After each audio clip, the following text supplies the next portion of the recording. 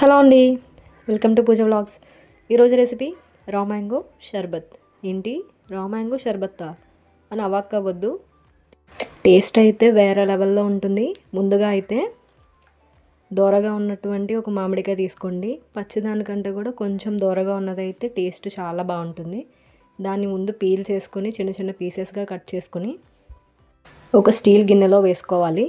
తర్వాత దాంట్లోనే ఒక డ్రాప్ వాటర్ అనేది యాడ్ చేసుకొని ఆ బౌల్ తీసుకెళ్ళి కుక్కర్లో పెట్టి ఒక 4 విజిల్స్ వచ్చేంత వరకు ఉడికించుకోవాలి.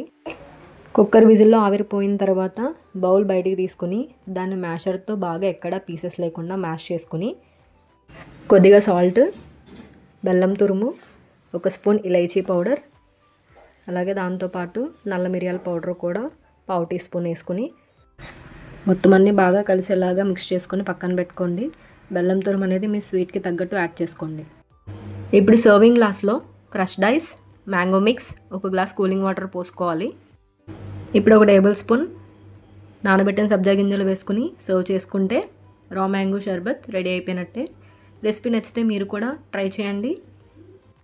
వీడియో నచ్చితే ఛానల్ని సబ్స్క్రైబ్ చేయండి.